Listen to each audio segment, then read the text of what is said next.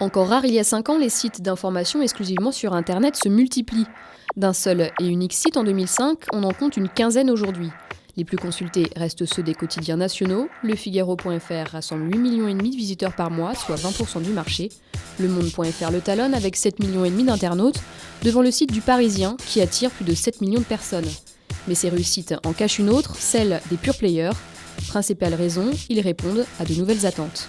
Le consommateur d'actualité, l'usager des médias, il est un peu noyé sous l'information, la télé, ce qu'on peut trouver rapidement sur le web, etc. Donc il va venir chercher sur le pure player une façon différente de traiter l'actualité. Là, on va venir chercher autre chose, on va venir chercher de l'opinion, on va venir chercher du commentaire, on va avoir plus de possibilités de participer.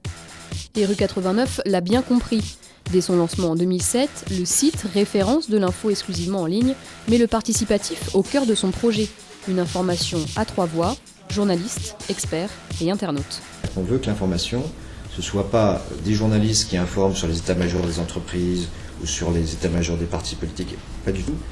On veut informer sur ce qui touche directement les gens et en partant des gens. C'est l'idée que l'information, ça ne doit plus être quelque chose qui est octroyé du journaliste vers le lecteur, dans une relation verticale, mais ça doit être une conversation avec le lecteur, qui peut poser des questions, qui peut apporter des témoignages, qui peut apporter des expertises, qui peut critiquer le journaliste, et le journaliste lui répond.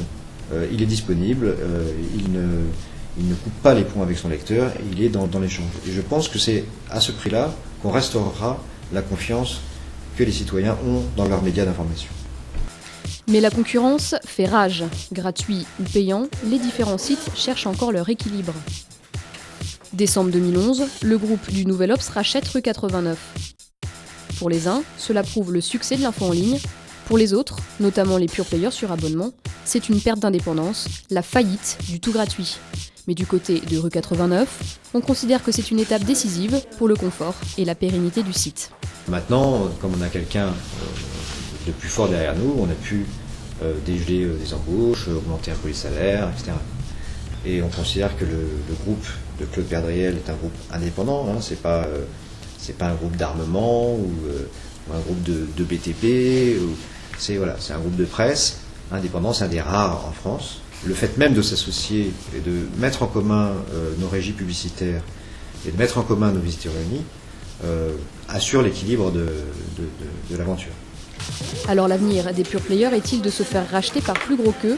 Pas forcément, mais à condition de miser sur la spécialisation. Il faut que le pure player trouve un positionnement qui soit clairement identifié par les internautes. Et c'est ça qui fait qu'on va aller chercher de l'information sur ce site-là. Et c'est ça qui est difficile finalement, c'est de trouver quelque chose qui soit suffisamment original, qui n'ait pas été fait pour attirer des lecteurs.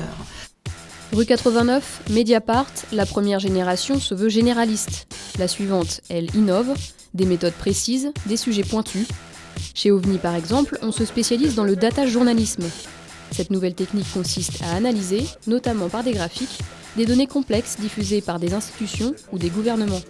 OVNI, c'est l'objet non identifié des pure players. Pas de pub, pas d'abonnement. Créé en 2009, le site est financé par une société de développement web. Son objectif, devenir autonome d'ici 2 ans. L'idée, c'était plutôt d'accompagner les citoyens dans leur comportement sur la toile. Et là où ils montraient qu'ils étaient prêts à dépenser de l'argent, leur proposer à cet endroit-là des produits spécifiques.